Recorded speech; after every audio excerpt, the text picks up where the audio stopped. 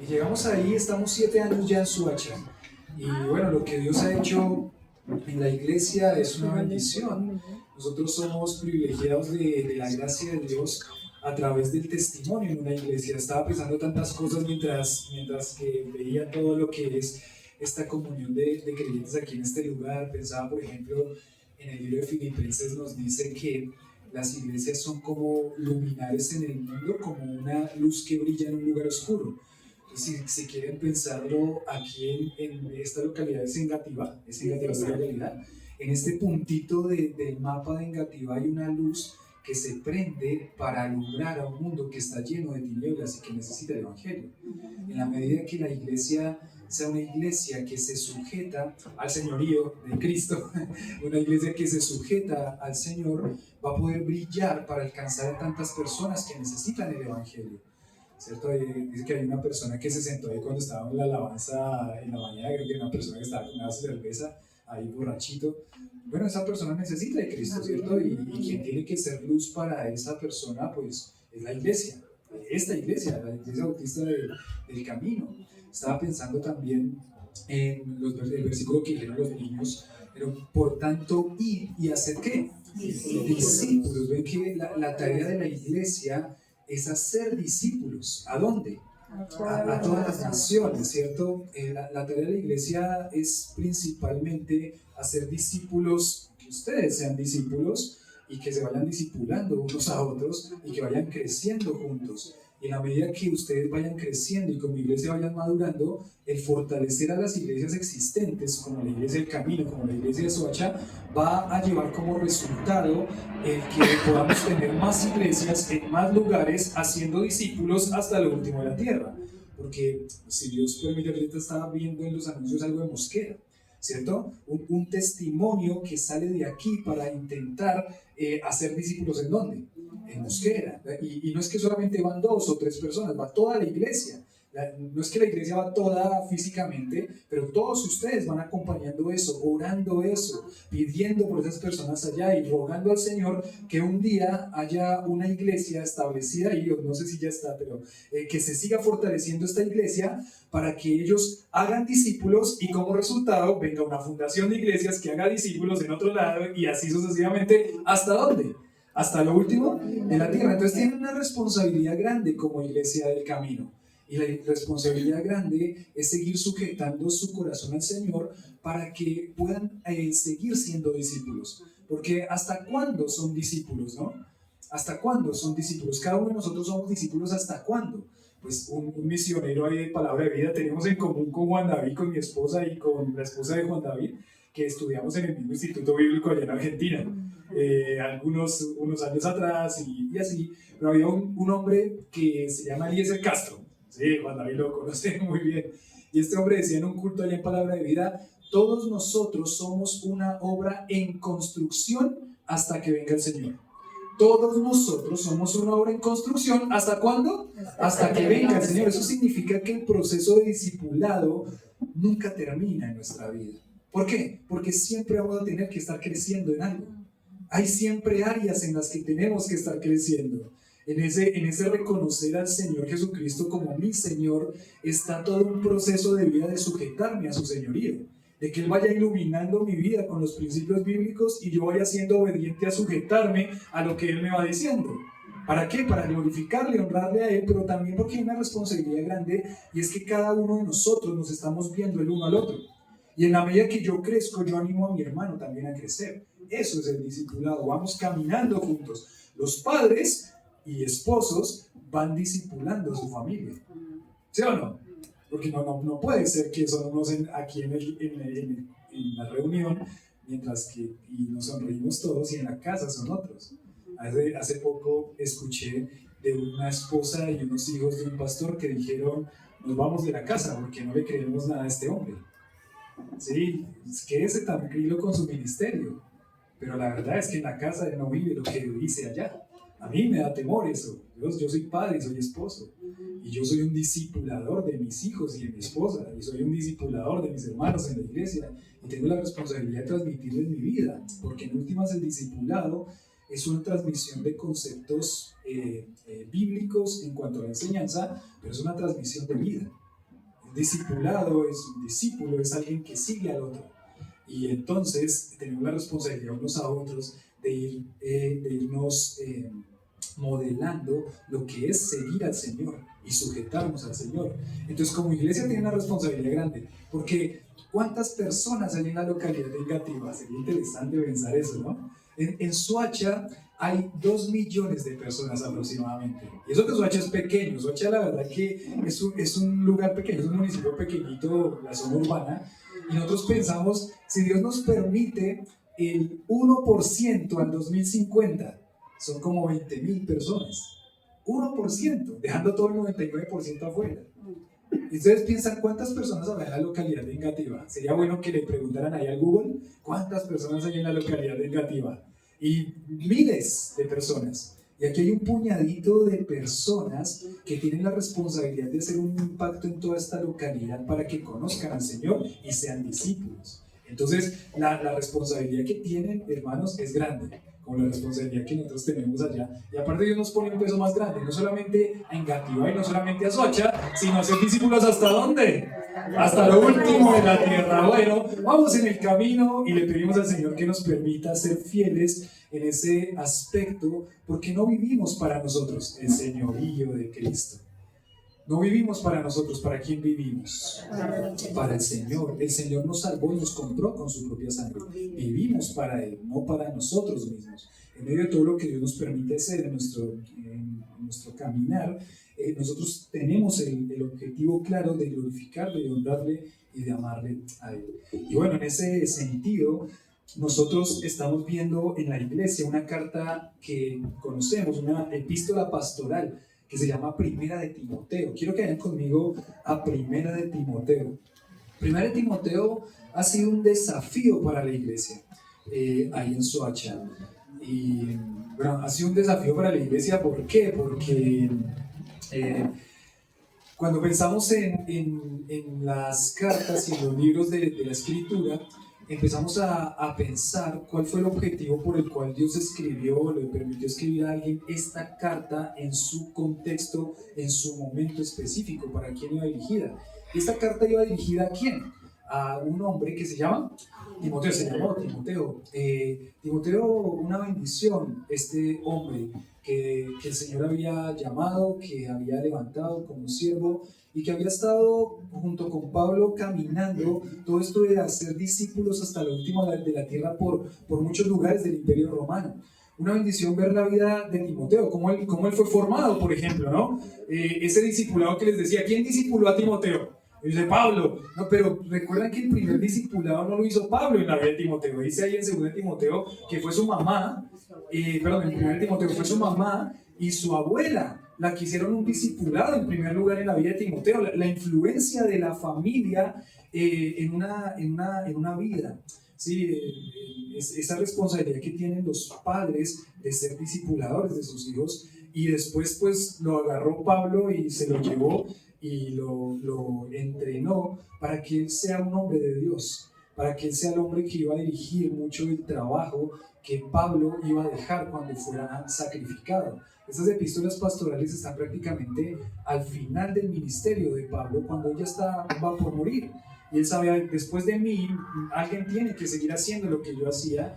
Y Timoteo es el que carga con toda esa responsabilidad, la responsabilidad de seguir o de suceder al apóstol, de poder tomar esa responsabilidad y edificar y fortalecer a las iglesias. Cuando miran allá 1 Timoteo capítulo 3, en el versículo 14, nos dice por qué Pablo le escribe a Timoteo, 1 Timoteo. ¿Cuál es el propósito y objetivo de escribirle esta carta a Timoteo? Dice el 3:14, dice, esto te escribo, aunque tengo la esperanza de pronto verte, ¿para qué? ¿Para qué? Ahí está el propósito. Para que si tardo sepas cómo debes, ¿qué? Conducirte en la casa de Dios, que es, ¿qué?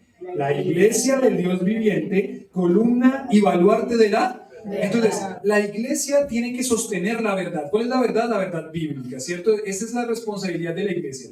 Y Pablo le dice a Timoteo, para que tú sepas cómo conducir la iglesia, para que tú sepas cómo dirigir la iglesia, entonces yo te estoy escribiendo toda esta carta. Toda esta carta nos habla de lo que es la vida práctica de la iglesia. la vida práctica que Timoteo tiene que ir allá a la iglesia de Éfeso, que es la iglesia donde Dios lo pone a Timoteo, y él tiene que ir a corregir muchas cosas que estaban pasando en la iglesia en Éfeso, porque la iglesia tiene que conducirse bien. La iglesia tiene que ser bien conducida. Dios le da la responsabilidad de eso a los pastores, al liderazgo de la iglesia, que ellos vayan conduciendo la iglesia. Y esa palabra conducir es como muy gráfica, ¿no? ¿Qué significa conducir? Pues conducir, pues allá no habían carros, bueno, carros como los que nosotros tenemos, pero conducir es ir dirigiendo un vehículo, ¿cierto? Si se conduce mal, ¿qué va a pasar? Pues se va a estrellar y va a ser un desastre, va a terminar arruinando ese vehículo. Y así la iglesia también debe conducirse de una forma que Dios le agrada. La iglesia no se conduce según los criterios humanos, la iglesia se conduce según los criterios bíblicos. Y por eso es que Pablo le escribe a Timoteo, porque yo quiero ir, pero si me tardo, ¿cierto? Ya voy, yo quiero estar, pero si me tardo, sepas cómo debes, ¿qué?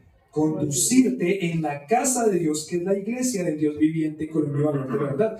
Y ahí en 1 Timoteo prácticamente va a hablar de muchos temas. En el primer capítulo va a hablar de la falsa doctrina. ¿Y qué le va a decir en el primer capítulo? Timoteo, llega a la iglesia en Éfeso y mándales a los que están enseñando diferente doctrina que no enseñen diferente doctrina. ¿Listo? Ellos pueden ser pastores de la iglesia, lo que sea, pero están enseñando diferente doctrina. La iglesia es columna y baluarte ¿de qué?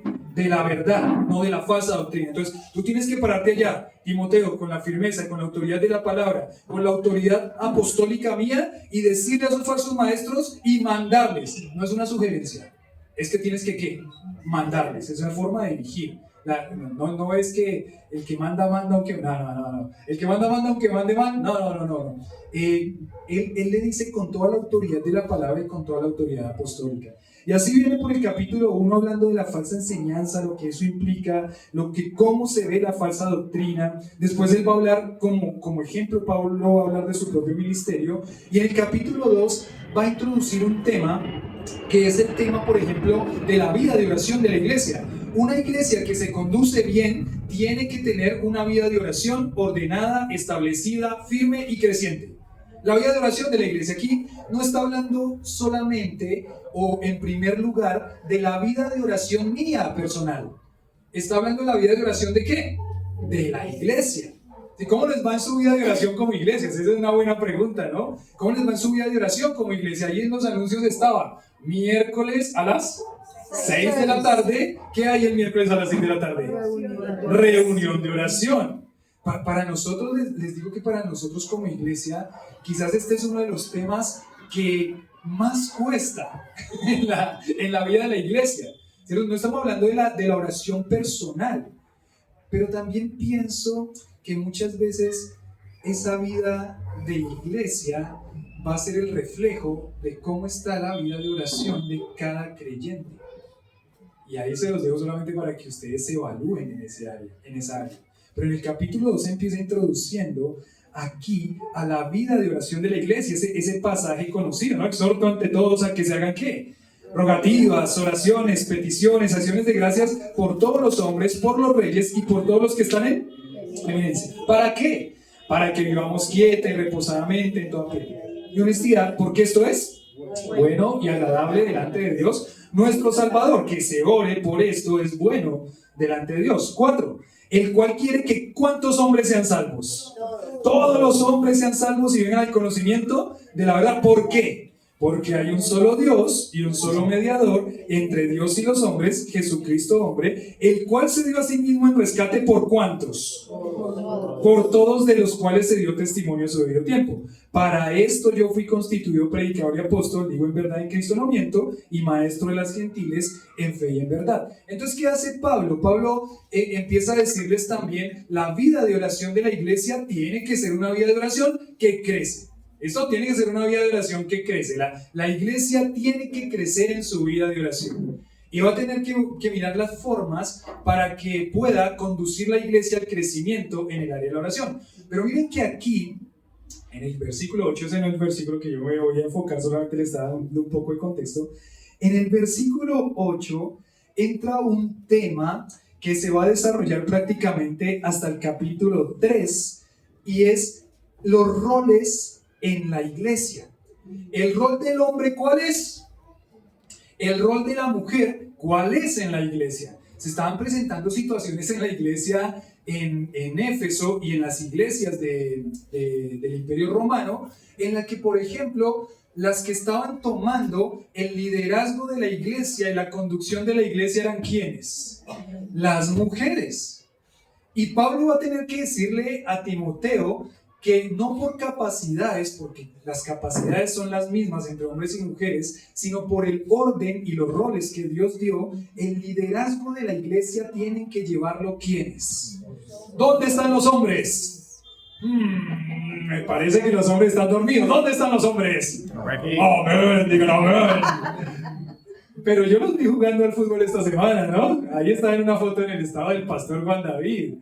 Y qué lindo ver a hombres, ¿no? Aquí están hombres de la iglesia, pero lo que estaba pasando en la iglesia en Éfeso, y la verdad que, por ejemplo, 1 Corintios también nos habla de esto, de cómo los roles se habían intercambiado. No solamente pasaba en esa época, en esta época también pasa. Los roles se cambian. Y por eso es que es tan importante que aquí Pablo le hable a Timoteo de que una iglesia que se conduce bien tiene un liderazgo masculino fuerte. Un liderazgo masculino fuerte. Los hombres son los que tienen que liderar prácticamente todas las áreas de la iglesia. Y yo la verdad solamente voy a estar en el versículo 8 que dice así. Versículo 8. Entonces, después de hablar de la oración, de la vida de oración de la iglesia, dice acá, quiero pues, ¿sabes? Como resultado, quiero pues que los hombres oren en todo lugar levantando manos santas, sin ira ni contienda, y solamente la frasecita del 9 que inicia dice, asimismo que las mujeres se atavíen. Entonces uno ya empieza a ver aquí que gramaticalmente va a hacerme un contraste entre los hombres y las mujeres, pero no tengo el tiempo para hablar de la siguiente sección de las mujeres, que es tremenda también, de su vestimenta, de su comportamiento, del rol como mujeres en la casa, cuidando a sus hijos, a su esposo y desarrollando todo este ministerio y realizando su vida en el diseño que Dios les dio como mamás. No tengo el tiempo, perdónenme, en otra oportunidad será, pero hoy voy a ir enfocado en el versículo 8 hacia los hombres. ¿Por qué? Miren, el título que le puse a esta predicación, si quieren ahí ya anotar en su celular o en donde sea, o en su mente, allá en la iglesia, siempre les animo a que anoten, porque nosotros tenemos nuestra iglesia y funciona con reuniones caseras. Entonces son reuniones caseras durante la semana y el tema de la reunión casera son preguntas basadas en la predicación del domingo. Entonces, pues claro, tienen que anotar porque en esa reunión casera que se pregunta en las reuniones caseras acerca de la predicación. Entonces algunos dicen, no, yo no anoto porque yo tengo memoria fotográfica. Y yo, bueno, muy bien, vamos a probar eso. Y llega a la reunión casera, a ver, los de memoria fotográfica, ¿dónde están? No, pastor, se me olvidó. Entonces digamos que es una memoria fotográfica de corto plazo. Más bien. Entonces, si quieren anotarlo, dice el título, el liderazgo masculino en la iglesia. ¿Listo? El liderazgo masculino en la iglesia. Entonces, por hoy, mujeres, ustedes descansan. ¿Listo? Ustedes dicen, no van a hablar nada de las mujeres. Bueno, está bien. El liderazgo masculino en la iglesia. Entonces, ahora sí, ¿dónde están los hombres? Amén. Amén. Dice, ahora sí, pónganse el casco, queridos hombres, porque nos fuimos. ¿Listo? El liderazgo masculino en la iglesia. Yo, para introducir los puntos, utilizo esta frase: 3 deseos de Dios en cuanto al liderazgo masculino. ¿Listo? 3 deseos de Dios en cuanto al liderazgo ¿qué? Masculino. 3 deseos de Dios en cuanto al liderazgo masculino. El primer deseo es que Dios desea el liderazgo masculino. ¿Listo? Así sencillamente. Dios desea el liderazgo masculino. Miren lo que dice el versículo 8. Dice el versículo 8, quiero pues que los hombres oren en todo lugar. ¿Listo? Ese quiero pues es como un resultado. En cuanto a este tema de la oración, yo quiero. Y esa palabra quiero es una palabra que es muy interesante porque hay un deseo de Pablo.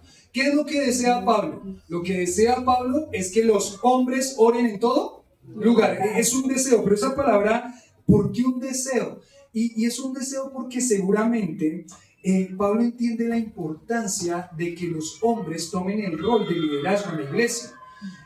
Pablo seguramente ha visto por muchas partes del imperio y ha tenido que tratar, por ejemplo, en 1 Corintios, años antes de que escribiera 1 Timoteo, en la iglesia de Corinto, cómo los roles se habían cambiado, cómo las mujeres estaban tomando el rol de liderazgo, y que para las mujeres eso es como tan fácil. Por causa de la caída, las mujeres toman el rol de liderazgo mucho más fácil que los hombres. Los hombres a veces somos un poquito más más tímidos en ese aspecto, como que no tomamos mucho la iniciativa. Y uno lo puede ver, por ejemplo, en que cuando uno, por ejemplo, hace una pregunta abierta, regularmente, ¿quién va a responder primero? ¿Una mujer o un hombre? Hoy pasó. No se los doy solamente un fresquito. La pregunta que hizo y dijo, ¿alguien tiene algo que decir en cuanto a la escuela dominical? ¿Quién fue la primera que, no digan nombres, solamente hombre o mujer? ¿Quién fue la primera que habló? Una mujer. Y después habló otra mujer, y después habló otra mujer, y después habló otro hombre. Entonces ustedes se dan cuenta que, miren que es interesante porque por culpa del pecado y la caída, hay una situación en el corazón del hombre y la mujer. La mujer va a querer pasar por encima del liderazgo del hombre. Por eso tu deseo será sobre tu marido, pero él se enseñoreará de ti, le dice Dios a Eva. Entonces, por culpa del pecado, la mujer va a tener siempre ella va a querer liderar. ¿Sí o no? Ella siempre va a querer tomar decisiones, ¿sí o no? En la casa. ¿Sí? Y el problema con los hombres es que hay hombres que están muy pasivos. Que estamos muy pasivos muchas veces. Y realmente en el pecado de nosotros, para nosotros es mucho más fácil dejar que otro lleve la carga. ¿Nosotros queremos más responsabilidades o desligarnos de las responsabilidades? ¿Qué piensan? Desligarnos, ¿no? Es interesante porque así es la situación en nuestro corazón. Nuestro corazón como ser humano no quiere responsabilidades más. Estamos siempre buscando más y más la comodidad. El que haya menos carga en muchas cosas. Y esto pasa con los hombres. Los hombres muchas veces dicen, pues, si alguien más lo puede hacer, entonces para mí está bien, ¿cierto? Si alguien más lo puede hacer, y eso no solamente en la iglesia, se pasa a todas las áreas. En la casa, ¿quién es el responsable en la casa de liderar la casa? El hombre. ¿Quién es el responsable, por ejemplo, en todo esto de los que hacemos homeschool? ¿Quién es el responsable de la crianza y la enseñanza de los hijos? Dice, pues la mujer. No. Todos los aspectos de la vida Dios dejó a los hombres para que lideren. En la casa, en el hogar, en la iglesia, en la familia, en el gobierno, en todo lado. Es porque Dios diseñó al hombre así. Y no es porque las mujeres no lo puedan hacer. Porque las mujeres, yo creo que hay muchas que hacen muchas cosas muy buenas. Y les digo que mucho mejor muchas veces que los hombres. No es por capacidades, es porque Dios lo dejó establecido de esa forma en ese orden. Entonces, claro, para Pablo dice, yo deseo esto en las iglesias. El deseo por el rol que Dios le dio a los hombres y a las mujeres, el deseo de Pablo es que los hombres, y ahí va a desarrollar el tema. Usted dice, pero ese hombres no está hablando en términos generales de masculino y femenino, no. La palabra griega, ahí para los que saben griego, no, yo no sé griego, pero para los que saben griego, la palabra ahí es hombre masculino. Quiero pues que todos los hombres, género masculino. Y por eso digo, con el contexto se va mirando el contraste. ¿Por qué? Porque primero va a hablarle a los hombres y después va a hablarle a ¿quiénes? A las mujeres, y después va a regresar con los hombres hablando de los pastores o los requisitos para el pastorado, para los diáconos. Entonces uno sí va viendo, claro, ¿por qué un deseo? Dios desea liderazgo masculino y Pablo lo dice, yo deseo que esto pase. ¿Por qué? Porque los hombres fueron diseñados por Dios para liderar. Dios les dio esa responsabilidad y también Dios les dio la capacidad para hacerlo, hombres. Si Dios no les hubiera dado la capacidad para liderar, entonces Dios no hubiera dicho, quiero que los hombres lideren. Si Dios no les hubiera dado la responsabilidad y las capacidades para hacerlo, no se los hubiera dicho, no nos los hubiera dicho. Pero el privilegio que tenemos es que esta responsabilidad que tenemos y esta tarea de liderar en todos los aspectos, aquí en primer lugar, como habla Pablo, en la iglesia, es lindo porque Dios nos dio la responsabilidad y también las capacidades para liderar. Si hubiera sido terrible que Dios dijera, hombres, lideren, pero no les voy a dar las capacidades. Eso hubiera sido muy difícil, porque entonces, ¿cómo lo hacemos? No. Dios le dio al hombre la capacidad de liderar. Y la mujer está deseosa de que eso pase. La mujer está deseosa de que eso pase. Quiero, pues, está en verbo presente, y es un presente continuo, que significa que quiero hoy que eso pase, que mañana que eso pase, que en 1000 años eso pase y que en 2000 años, como estamos nosotros ahora, eso siga siendo así. No es que porque la cultura cambia, entonces ahora las que tienen que liderar son las mujeres. No. Ese quiero está en un presente continuo. ¿Qué significa un presente continuo? Hoy, mañana y siempre quien desea el liderazgo masculino es Dios. Dios desea el liderazgo masculino en todas las épocas. Dios quiere que la iglesia sea liderada por los hombres. Y aquí están los hombres, ¿no? Aquí están los hombres. Si tiene un hombre al lado, dígale amén. Amén. No lo encodé como... No. Amén, ¿cierto? Porque saben que una parte fundamental en todo este liderazgo masculino, ya se están allá maltratando, creo que una parte fundamental en todo este liderazgo masculino son como las mujeres también dejan que ese liderazgo masculino crezca.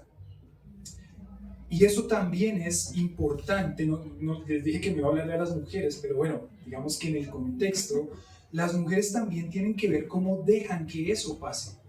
Como por ejemplo, si hacen una pregunta abierta, no voy a hablar como mujer, aunque tengo la tentación de hacerlo, de primera, pero no voy a hablar. Voy a esperar que un hombre sea el que tome la iniciativa. Y los hombres tienen que tomar la iniciativa en cuando se hace un comentario. Hermanos, vamos a orar por los alimentos. ¿Quién quiere orar?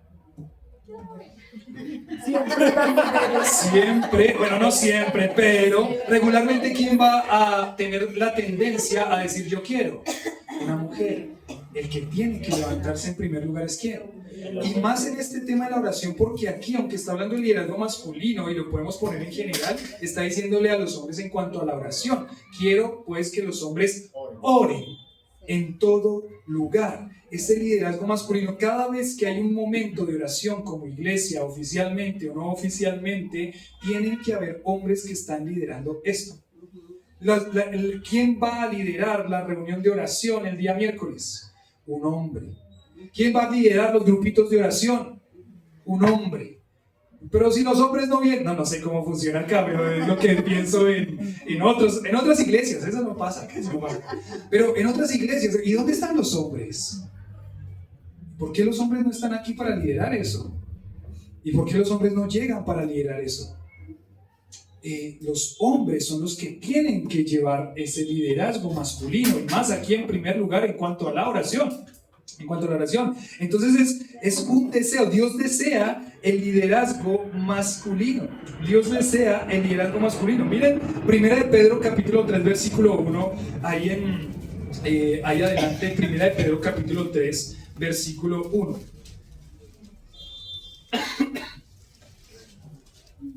Primera de Pedro 3:1. ¿Quién quiere leerlo? Yo. Muy bien, vamos. Me ganó. Así es, querido hombre. 3:1. Primera de Pedro 3:1 dice: Asimismo vosotras mujeres, estad sujetas a vuestros maridos, para que también los que no crean en la palabra sean ganados sin palabra por la conducta de sus esposas.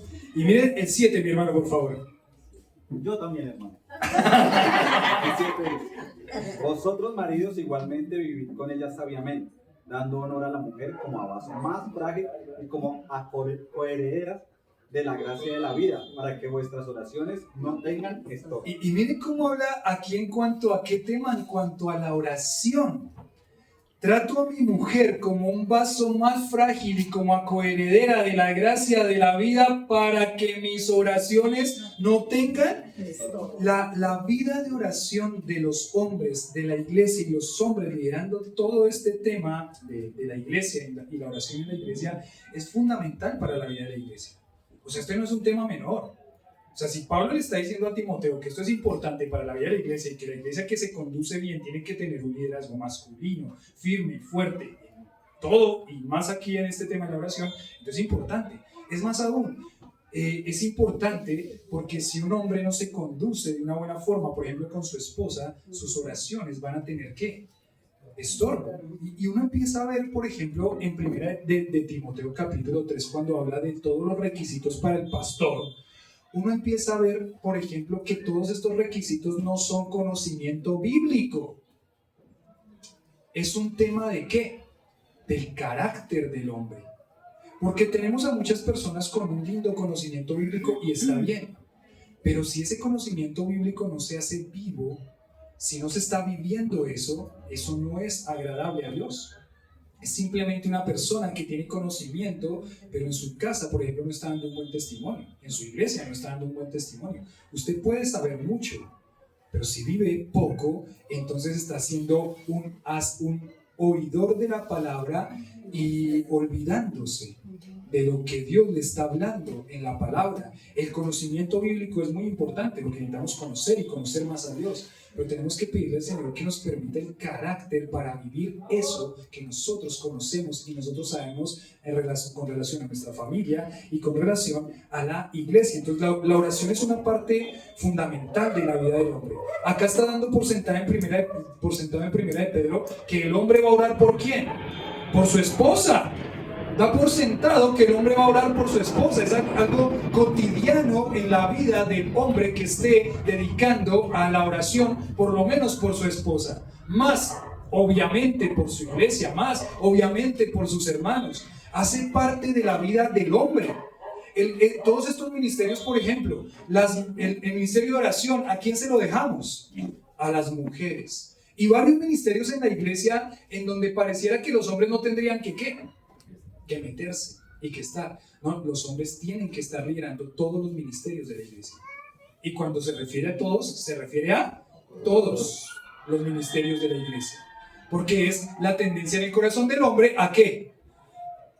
A que si alguien más lo puede hacer, que lo haga. Y siempre hay unas muy lindas y buenas mujeres dispuestas a hacerlo. ¿De verdad? Siempre hay. Y es una bendición este trabajo de las mujeres. Yo digo, si no hubieran mujeres como las que hay en nuestras iglesias, estoy viendo de aquí a todos estos rostros de mujeres, si no hubieran mujeres como las que hay en nuestras iglesias, sería difícil muchas cosas en el ministerio de la iglesia. Pero ellas no están llamadas a liderar, ellas están llamadas a acompañar. Por eso ya son las ayudas idóneas. Ellas están llamadas ¿a qué? A acompañar el liderazgo del hombre. Acompañar el liderazgo del hombre. Entonces, claro, Dios desea el liderazgo masculino. Miren, dos frasecitas de un libro de un hombre que se llama Alexander Strauch, que dice en su libro Liderando con Amor, página 150, dice esta frase: el liderazgo afectuoso es incompleto sin la oración intercesora. Un liderazgo afectuoso, un liderazgo lindo, un liderazgo de un hombre está incompleto sin la oración intercesora por esas personas a las cuales está ¿qué? Liderando. Y yo creo que por eso Pablo tiene dos intenciones. Esta es una epístola pastoral, le está hablando a la iglesia en Éfeso a través de Timoteo, pero ¿a quién le están hablando en primer lugar? A Timoteo, porque dice ahí epístola a Timoteo, a él es quien le escribe. Y creo que la intención de Pablo era llevar a Timoteo a pensar que Timoteo como pastor debe estar intercediendo por ¿quiénes? Por las personas de la iglesia, porque un liderazgo afectuoso es incompleto sin la oración intercesora.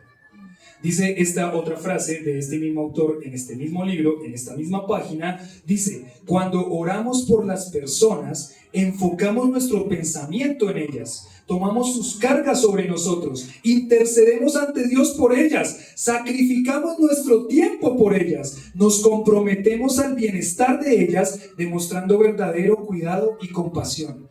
Cuando nosotros oramos por nuestra iglesia, cuando nosotros oramos por nuestra esposa, estamos sacrificando tiempo para interceder por ellos. Estamos poniendo en nuestro corazón compasión por esas personas por las cuales estamos orando. Entonces, un liderazgo afectuoso, pero sin oración, está incompleto. Entonces ahí uno podría ver, yo soy un profesional, digámoslo así, en saber cosas de la oración. Entonces yo puedo ir por la Biblia y enseñarles en cuanto a la oración, y la oración y la oración de Jonás, y puede orar en cualquier lado, porque si Jonás oró ¿en dónde?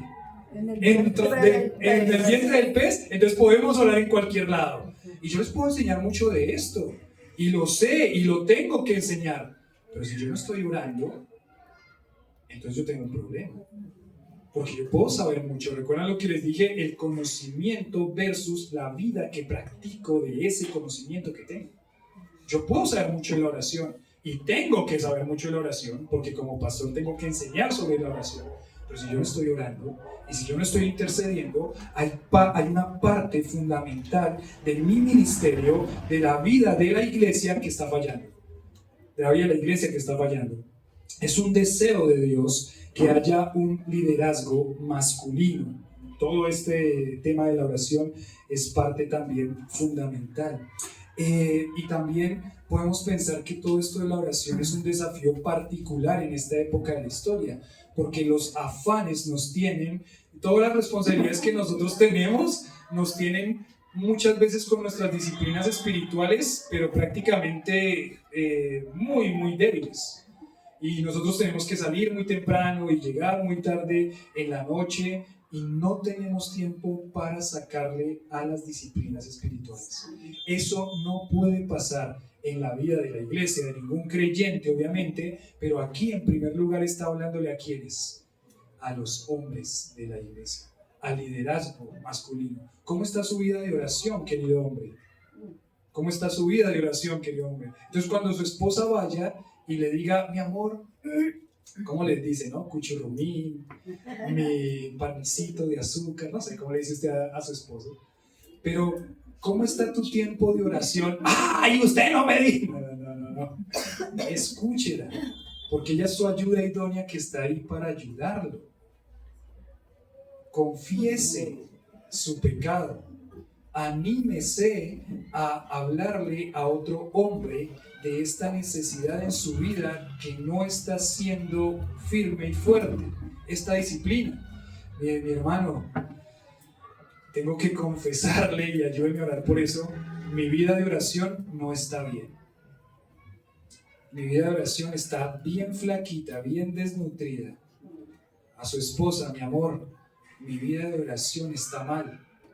Ayúdame, ora por mí, porque este tema es un tema fundamental si hay una iglesia que se quiere conducir bien. La vida de oración de la iglesia, versículos anteriores, y el liderazgo masculino en esta área de la iglesia.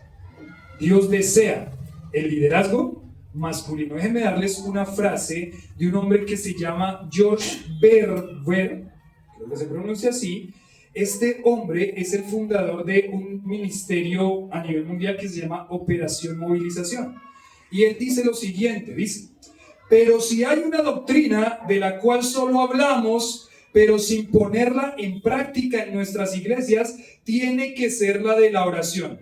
Yo he ministrado en miles de iglesias alrededor del mundo y nunca he dejado de asombrarme ante el descuido de la oración corporativa, sincera y verdadera. Hay algunos hermanos, hay algunas hermosas excepciones, pero son pocas en comparación. Es decir, este hombre que sirve en este ministerio a nivel global y que ha ido por tantas iglesias, dice, ¿cuál es uno de los ministerios que más se descuida en las iglesias? La oración. Una oración constante, firme y sincera. Es tremendo. Imagínese usted cómo está la iglesia si la iglesia no está viviendo una vida de oración constante, genuina y creciente. Interesante, ¿no? Interesante. Porque sabemos que la oración es importante o no. Amén. ¿Sí o no? Amén. Todos sabemos que la oración es importante. Es más, versículos como, orad sin qué. Sin cesar. Pobre César, nada. ¿Orad sin quién? No sin quién, sin qué. Orad sin cesar. ¿Qué significa? Oren constantemente. ¿A quién le dice Pablo eso? Orar sin cesar. ¿A quién le dice Pablo eso? No, se piensen en dónde está eso. Está en 1 Tesalonicenses capítulo 5, versículo 17. ¿A quién le dice? Está dirigiéndose a la iglesia de los tesalonicenses. Entonces, ¿a quién le está diciendo que oren sin cesar? A la iglesia. No le está diciendo al creyente en particular, le está diciendo a la iglesia que ore sin quién. Perdón, ore sin qué. Sin cesar. ¿Que ore sin cesar? ¿Hay algún César acá? César Osorio. No. Ahí me acuerdo de un César Osorio. Pero orad sin qué. Sin cesar, a la iglesia. Y la vida de oración de la iglesia está flaqueando. Y si la vida de oración de la iglesia está flaqueando, puede ser porque muchos hombres que deben liderar todo este tema de la iglesia y la oración de la iglesia no están. No están. Nosotros no tenemos una reunión de oración en la semana. Tenemos presencial. La decimos hacer virtual. Como les decíamos nosotros, como Soacha es tan pequeñito geográficamente, tiene muchas personas, pero es pequeño en su territorio, entonces nuestras reuniones caseras están por todo Soacha en la semana. Hermanos llegan a diferentes reuniones caseras. Ahí tenemos un tiempo de oración. Pero tenemos dos tiempos de oración. El lunes a las 8 de la noche, modo Meet o virtual, solamente está un clic. Y el viernes a las 7 de la mañana. Esos dos horarios. Pero ¿saben qué? Es interesante porque todo eso salió de este pasaje cuando lo prediqué hace casi un año atrás. Y todo esto salió de este pasaje y es tremendo cómo nos cuesta como iglesia orar. Cuando uno ve cuántos se conectan el lunes a la reunión de oración a las 8 de la noche, después de una predicación como esta, sujetándonos al señorío de Cristo, a su palabra, ¿cuántos deberíamos estar? Pues todos, aunque sabemos que por los horarios decimos por eso a la noche y a la mañana, porque los que no pueden a la noche, pues que lo hagan cuando, a la mañana, y los que no pueden a la mañana, que lo hagan a la noche. Pero la realidad es que, por ejemplo, el viernes no se conectan tantos como deberían conectarse, y el lunes no se conectan tantos como deberían conectarse, y después entonces me examino yo, y tenemos que examinar a los hombres del liderazgo de la iglesia. ¿Cómo está nuestro tiempo de qué?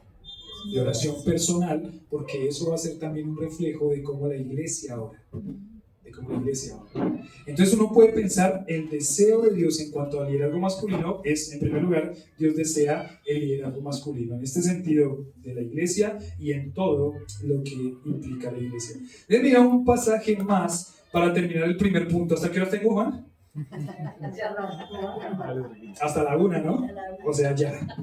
Déjenme mirar un pasaje. Esta fue la introducción. Déjenme mirar un pasaje ahí en 1 Samuel capítulo 12, versículo 23. 1 Samuel capítulo 12, versículo 23. 1 Samuel 12:23, está hablando aquí Samuel y él hace una oración muy interesante, ¿no? O habla algo que nos llama la atención en cuanto a la vida de oración, de un líder, del liderazgo. 1 Samuel capítulo 12, versículo 23 dice: así que lejos sea de mí que peque yo contra Jehová. ¿Cómo? Cesando de rogar por vosotros, antes os instruiré en el camino bueno y recto. Para Samuel, como líder del pueblo, él estaba pensando, ¿es pecado qué? No estar intercediendo por ¿quiénes? Por el pueblo. Y si estamos hablando de que el liderazgo es masculino, sería que una falla, un déficit en nuestras iglesias es que los hombres, quienes deben llevar el liderazgo, no estén ¿qué? Orando. No estén orando. Personalmente y colectivamente. En todas las áreas. Entonces necesitamos ver hombres y iglesias las iglesias se van a afirmar en la medida que los hombres se afirmen. Esa es una frase tremenda. Y entonces las mujeres, no, mujeres, ustedes hacen una labor pero tremenda y tienen que seguirla haciendo. Pero la iglesia va a crecer en la medida que el liderazgo masculino se afirme y se fortalezca. Tienen que seguirlo haciendo como mujeres. Solamente tienen que examinar, ¿será que yo le estoy quitando algún lugar a un hombre que debería estar? O bueno, Señor, guárdame de eso. pero la iglesia va a crecer a la medida en que el liderazgo masculino se afirme. Y es así porque otro pasaje, ya voy terminando, no sé, espero que sí. Segunda de Timoteo capítulo 2, versículo 1. ¿Cuánto se pasa Juan David cuando predica? Dígame la verdad. Así yo tengo un margen. ¿Se pasa o no se pasa? ¿Sí? ¿Cuánto? ¡Media hora! 2 horas. Bueno, vamos a hacer vaquita para el pollo asado entonces, porque acá nos quedamos. Pero miren lo que dice el segunda de Timoteo 2:2. ¿Listo? ¿Están en segunda de Timoteo 2:2? Dice así: tú pues, hijo mío, ¿qué? Esfuérzate en la gracia que es en Cristo. Y dice: lo que has oído de mí ante muchos testigos, esto encarga a quienes, a hombres fieles. Y la palabra hombres también ahí es género ¿qué? Masculino. ¿Ven la transmisión del liderazgo a quienes, de quién y a quién? ¿De hombres a qué? A hombres. ¿Y esos hombres? A otros hombres. Y es tremendo porque lo que es la transmisión del liderazgo masculino es muy lindo cómo se da en el contexto de la iglesia. Estos jovencitos que están aquí, ¿a quién están mirando? A los hombres mayores. Y estos niños, hombrecitos que están arriba, ¿a quién están mirando? A los hombres mayores. Ellos van a tener que ver esos hombres líderes piadosos, y eso es lo que les va a animar y fortalecer y formar para que un día, en 10 años, ¿quiénes van a ser los líderes? Pues esos niños y esos jovencitos. Pero eso no va a pasar si ellos no ven hombres fieles y hombres liderando. Si ellos ven solamente a mujeres involucrándose, entonces ellos ¿qué van a pensar? Pues que el liderazgo o todo lo que es con relación a la iglesia y al ministerio, ¿quién nos lleva? Pues las mujeres. Entonces ellos van a decir, sí, está bien, muy bien, hermanas, que Dios las bendiga, ¿cierto? Que Dios las bendiga, que hagan un lindo trabajo. No, ellos tienen que ver a ustedes como hombres liderando. Y solamente les doy los 2 puntitos más. Dice: Dios desea liderazgo masculino. Dios desea la prioridad del liderazgo masculino. Y en tercer lugar, el deseo de Dios de cómo ejercer el liderazgo masculino. Dice ahí en 1 Timoteo capítulo 2, versículo 8: quiero pues que los hombres oren en todo lugar. Y dice acá: levantando manos santas sin ira ni qué. ¿Y cómo Dios desea que se ejerza ese liderazgo masculino? 2 cosas: una vida limpia y relaciones limpias. Aquí cuando habla de levantando manos santas, no significa literalmente el gesto de estar levantando las manos todo el tiempo. Solamente que para ellos, en ese contexto en el que ellos vivían, esa expresión levantando manos santas era una expresión de una vida limpia. Cantamos ahorita: Señor, ¿quién entrará en tu santuario para adorar? ¿El limpio de qué? De manos. Ese versículo no está hablando tanto de que se lavó las manos y están bien limpias. Ese versículo está hablando de qué? De que yo entro al santuario del Señor con una limpieza de mi vida, de mi corazón, para acercarme a ti. Entonces, cuando hablamos del liderazgo masculino, los hombres tienen que tener en cuenta esto: vidas limpias, vidas consagradas al Señor, vidas que trabajan contra su propio pecado. ¿Cómo escondemos los pecados? Es tremendo cómo escondemos los pecados. Estamos en toda una campaña en la iglesia ahora de la confesión de pecados, el arrepentimiento, las medidas radicales contra el pecado. Una herramienta que Dios nos dejó es confesarnos nuestros pecados unos a otros para fortalecernos y afirmarnos. Pero ¿cómo escondemos pecados? Pero ¿sabe qué? Dice la palabra: el que encubre sus pecados no prosperará, pero el que los confiesa y se aparta alcanzará la misericordia de Jehová. Los hombres tienen que trabajar con su vida y tienen que tener una vida limpia, levantando manos santas. Y en segundo lugar, relaciones limpias, porque dice levantando manos santas sin ira ni contienda, sin ira y sin disputas. Sería terrible que uno de los hombres que está aquí en la iglesia esté peleando. Eso no muestra testimonio. Sí, que no estaré de acuerdo con algunas cosas. ¿Cuánto será que la iglesia va a estar de acuerdo en todo? No va a estar de acuerdo en todo, somos pecadores, tenemos diferentes trasfondos, pero estamos unidos en una misma mente y en un mismo parecer. Y eso es glorificar al Señor y hacer su obra. Es terrible cuando un hombre del liderazgo de la iglesia, estos hombres que deben llevar el liderazgo de la iglesia, empiezan a pelear, empiezan a contender. Y no que estén de acuerdo con todo, pero hay formas y formas de decir las cosas. Y hay formas de arreglar las cosas. Hace poco pasó una situación con un hombre líder de la iglesia y alguien me dijo, si no para a ese hombre ahora, entonces va a generar una división de la iglesia.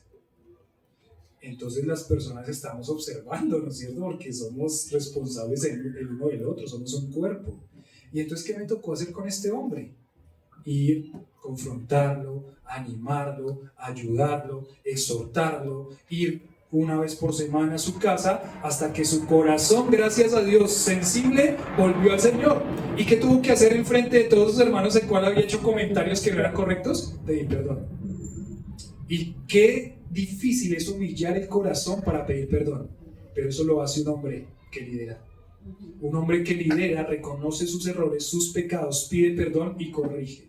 Eso es ser hombre. Hombre no es el que se muestra más firme y más fuerte y más duro y más serio y a mí no me traspasa nada, yo no me da nada. No. Eso es un hombre de pronto para el mundo, pero un hombre para Dios es un hombre con un corazón sensible a Él, un corazón que perdona y un corazón que pide perdón. Y gracias a Dios este hombre se paró enfrente de los hermanos y pidió perdón. Digo, hermanos, perdónenme porque mi ejemplo no es testimonio para los jovencitos que están acá ni para ninguna persona de la iglesia. Los hombres tienen que liderar y ejercer el liderazgo con una vida limpia y con relaciones limpias. Si hay alguna disputa, alguna contienda, algo que usted tiene en su corazón con relación a otra persona de la iglesia, tiene que arreglar eso ya. Si usted de pronto ha generado amargura en su corazón, es pecado.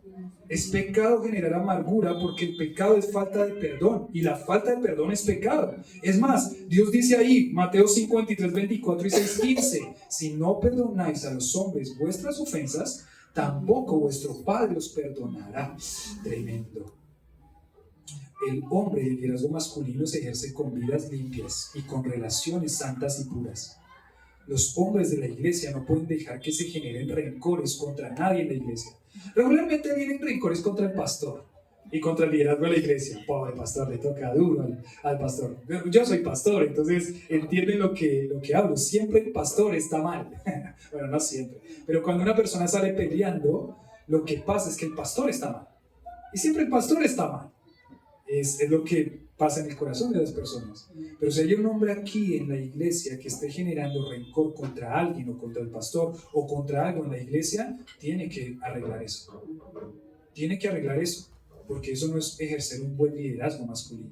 Dios quiere que se ejerza esto con manos limpias, es decir, una vida limpia, y sin iras ni contiendas significa relaciones limpias. Relaciones limpias. Entonces el llamado a los hombres en este caso es llevar el ministerio y el liderazgo con vidas en santidad. Es importante que se resalte ese hecho. No son hombres en el liderazgo como quieran, sino con vidas ¿en qué? En santidad, que trabajan contra su propio corazón y contra su propio liderazgo, porque no es un servicio activista. A veces nuestro corazón se siente tranquilo solamente porque estamos haciendo cosas, pero de pronto en esencia, en su corazón no está siendo antes que hacer. No está siendo un creyente antes que hacer. Me siento tranquilo porque estoy haciendo ciertas cosas en la iglesia, pero mi vida es un desastre.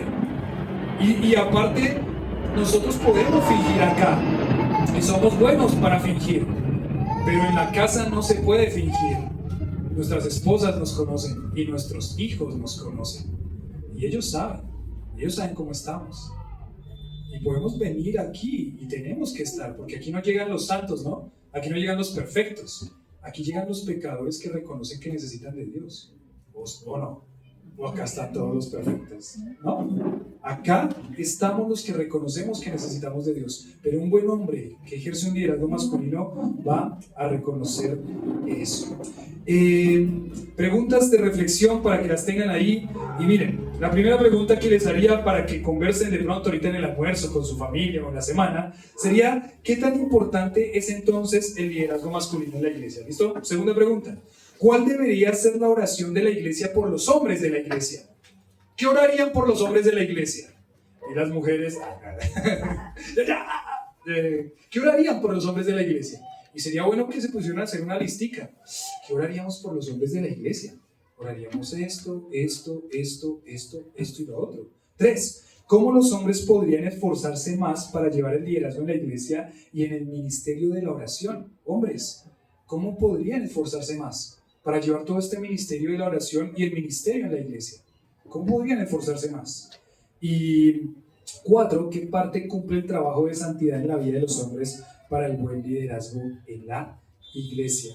La vida en santidad es importante. Yo creo que una de las peticiones de oración que podemos hacer por los hombres en la iglesia es: Señor, que los hombres de la iglesia vivan vidas santas, vidas piadosas, no vidas hipócritas, que los guardes del orgullo en su corazón, que los guardes del egoísmo en su corazón, que los guardes de la altivez, de la pelea, de la contienda. Esas serían unas buenas peticiones. Mis hermanos, hay mucho que crecer, hay muchas cosas que crecer. Nosotros hombres, de verdad que les digo que nosotros tenemos muchas cosas por crecer en nuestra vida personal y en nuestra vida ministerial. Y Dios permita que eso siga siendo una realidad en la vida de esta iglesia. La vida de la iglesia tiene que crecer en el liderazgo masculino. En el liderazgo masculino. Entonces, hombres, ahí los dejamos para que piensen un ratito, para que mediten un ratito. Tengo un libro ahí en la maleta que se llama El liderazgo masculino. Se llama ese libro, Liderazgo masculino.